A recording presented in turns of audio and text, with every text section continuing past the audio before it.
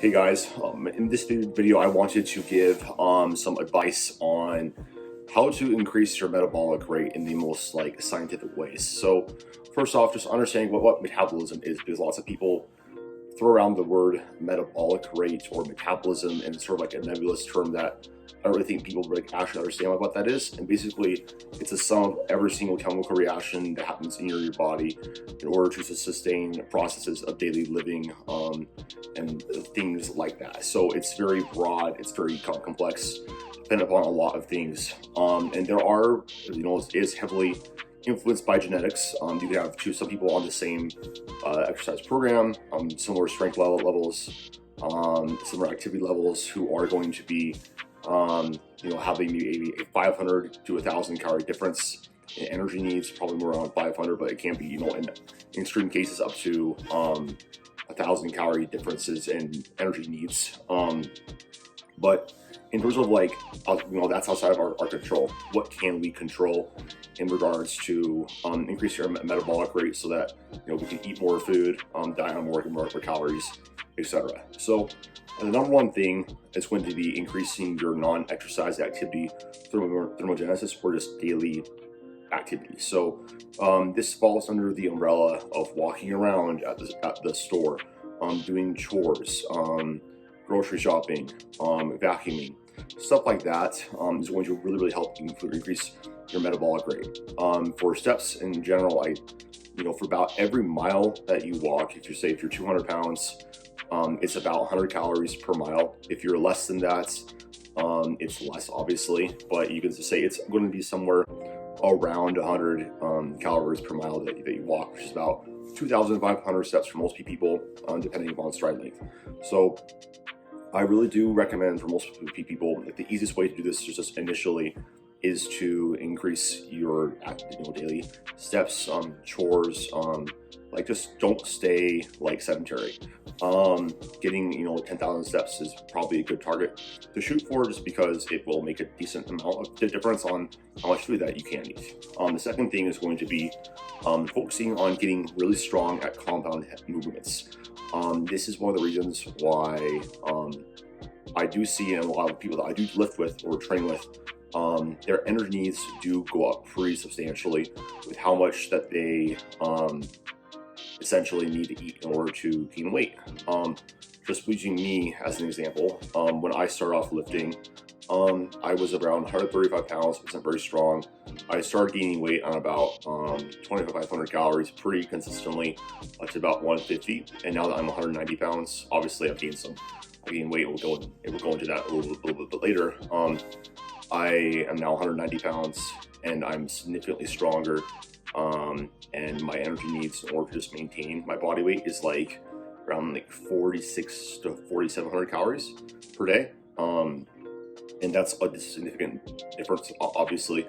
And so, but basically, with every single,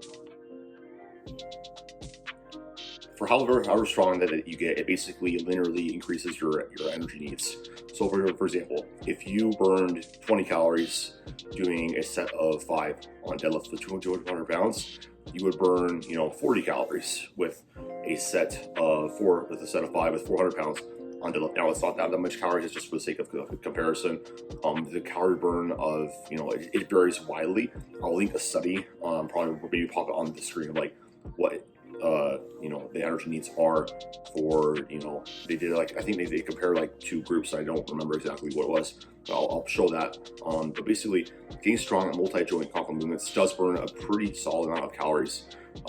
Actually, past about 15 seconds of resistance training, especially with heavy compound movements like, say, squats, you switch from anaerobic metabolism to aerobic metabolism. So when powerlifters say anything that fast, sets of 5 is cardio, they're not wrong in the sense, it's very aerobically demanding. So getting stronger, focusing on improving your strength with multi-joint compound movements is going to be most effective. You're not burning really that much calories by a lateral raise or tricep push down or bicep curl, but heavy squats, barbell rows, deadlifts, bench press will burn more calories, and the more weight that you lift, the more calories that you will also burn. Now the third one is going to be just increasing overall muscle mass. Now at rest, fat tissue burns about 3 calories per pound, and muscle mass burns about double that, so 6 calories per pound. However, if you do gain, in my case, case, 55 pounds, I can have 3 times 55, like that's about 150 more calories just at rest. But muscle has a pretty big demand to just stay around and provide locomotion, just movements in general, as opposed to just fat tissue, because muscle has something called tetanus, so it's always slightly contracting. And when you're moving around more and you have more muscle, it just costs more to move, like your body, and with more muscle also being a little more energetically expensive, that's going to be, really, really big with increasing your metabolic rate and what you can eat and what your energy needs are. So focusing on gaining muscle, and which is going to be, you're eating enough calories to support hard training, that teaches upward in strength, and muscle growth. So at least be on maintenance to like maybe a 300 calorie surplus at the most for most people. Slowly gaining body weight, muscle mass over time will help improve your metabolic rate.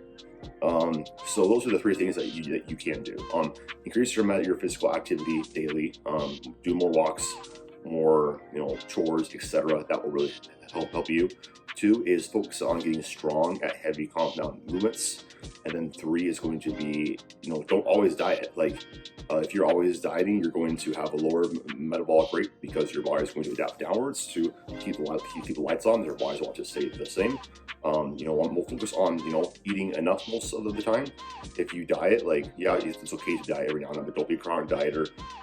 Focus on, eating enough to support your growth and your training. And then you'll have a much better chance of having a slightly higher metabolic rate at the end of this all.